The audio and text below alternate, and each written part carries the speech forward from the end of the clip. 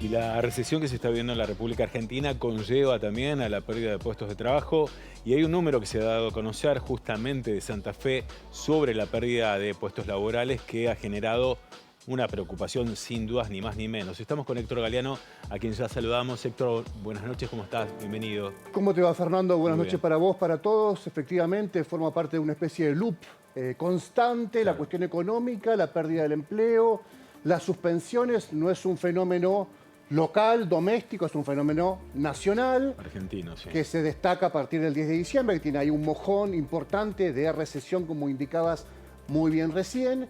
Y la industria, las empresas santafesinas están echando mano a una herramienta legal que afecta el ingreso del trabajador, porque no todas las empresas pueden pagar los salarios en tiempo y forma, pero esta herramienta permite que sindicatos y empresas se acuerden con el Ministerio de Trabajo una especie de convenio para seguir pagándole al empleado, suspender al empleado, suspender la actividad de la empresa, suspender al empleado, pero pagarle por un tiempo que se acuerda en ese convenio entre las partes, por un tiempo, puede ser el 100% de su salario o puede ser hasta el 75% como se está dando en Santa Fe.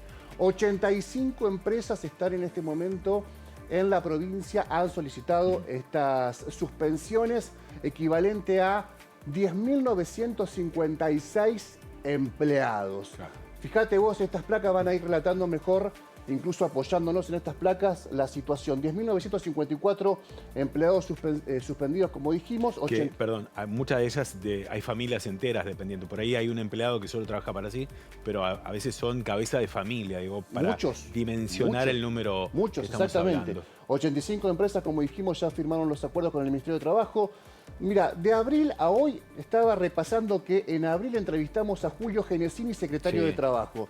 ¿Te acordás que en ese momento eran casi 10.000 las suspensiones que equivalían a 60 empresas en ese momento? Hoy tenemos 1.000 más empleados suspendidos y 25 empresas más afectadas por el fenómeno de la recesión. Vamos a ir viendo además más información, suspensiones en el sector privado. Lo que te decía recién, los suspendidos cobran una suma no remunerativa que reemplaza el salario. Bien. Los acuerdos pueden ser del 100%, un ejemplo así ligero. Ganabas 1.000, te siguen pagando 1.000 como un acuerdo no remunerativo, o te pueden pagar, lo que está ocurriendo en Santa Fe, lo menor que se paga, un 75%. Es decir, la mayoría cobra hasta un 75%.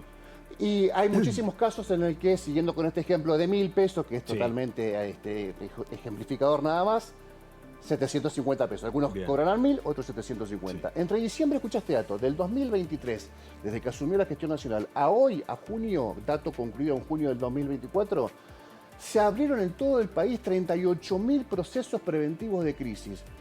Vos sabés muy bien cómo funciona esto, la empresa debe acreditar, debe abrir sus cuentas, acreditar que tiene una situación que le afecta su producción y que justifica con eso recibir un apoyo de la nación o suspender o despedir empleados. En el sector privado en Santa Fe, te decía, casi 11.000 suspensiones. El grueso, Rosario, 10.113 la mayoría. La industria maderera, la industria del vidrio, la industria de la metalúrgica y la de los empleados de la seguridad privada.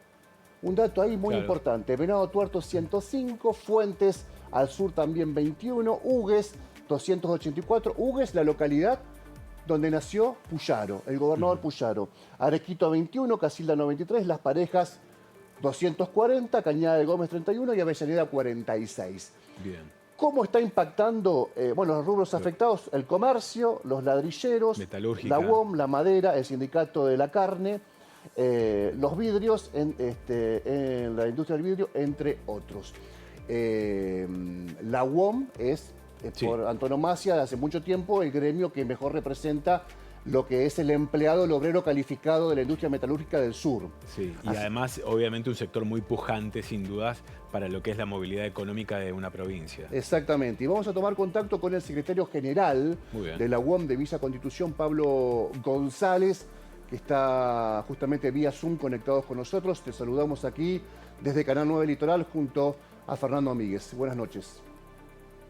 ¿Qué tal? Buenas noches, ¿cómo están ustedes? Buenas Bueno, noches. ¿qué mirada, qué opinión política tiene la UOM, tiene el sindicato, tenés vos, que representás a un importante número de trabajadores de la zona sur respecto a estos números que no mejoran, digamos que al contrario, empeoran con el paso del tiempo?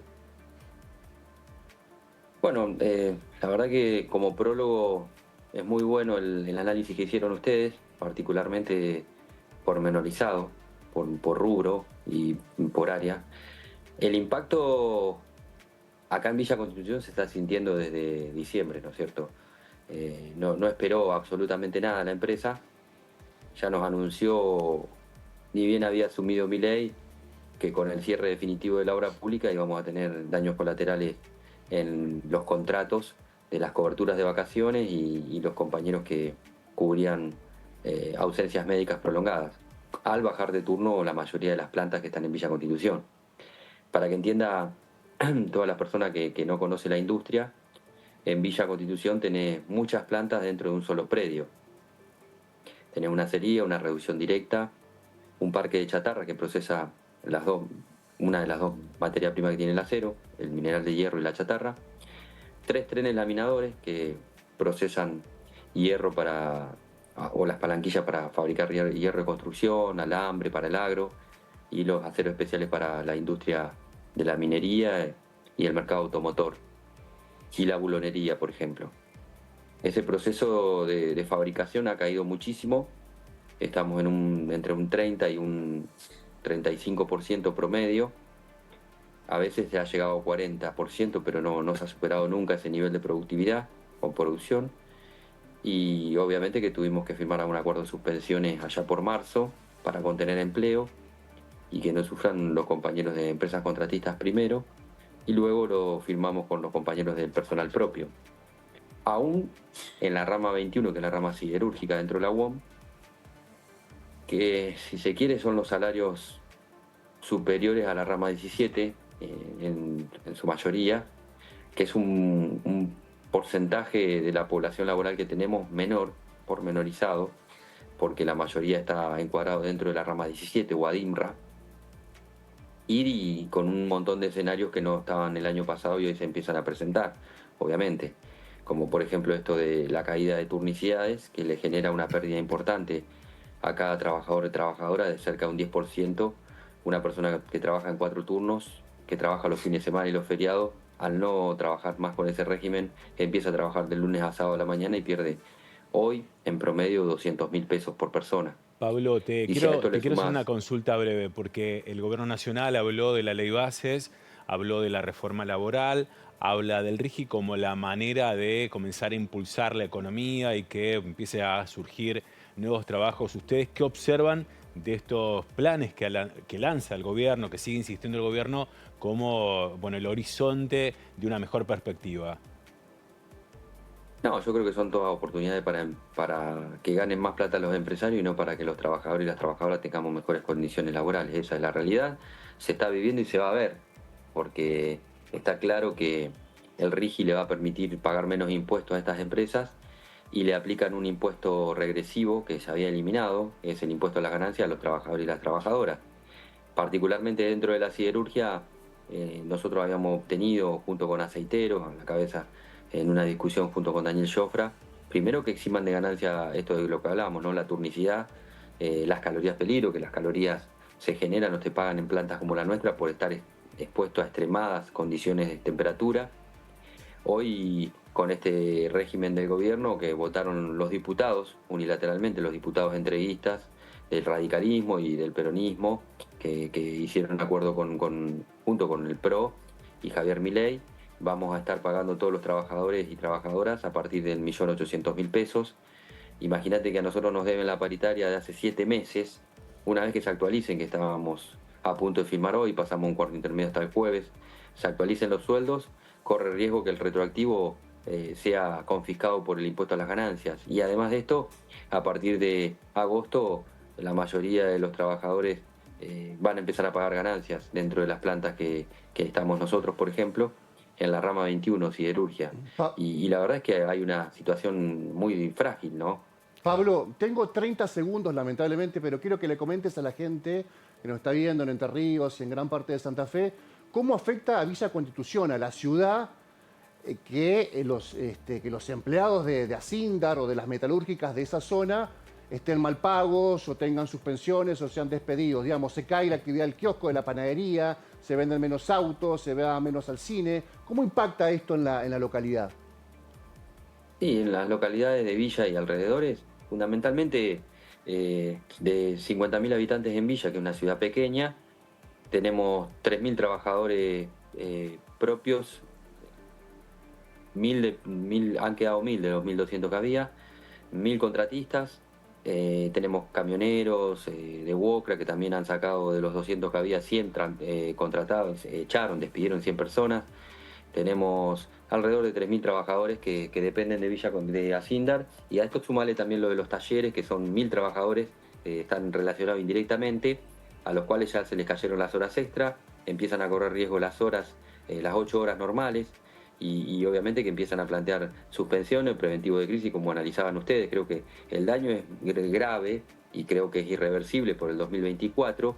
Espero que esto no se mantenga, pero la verdad que lo veo con escepticismo. Inclusive hay rumores, porque no se puede hablar de la semana que viene en la Argentina, de que uno de los 3 trenes laminadores de Villa podría estar cerrando o paralizando su producción por 4 meses.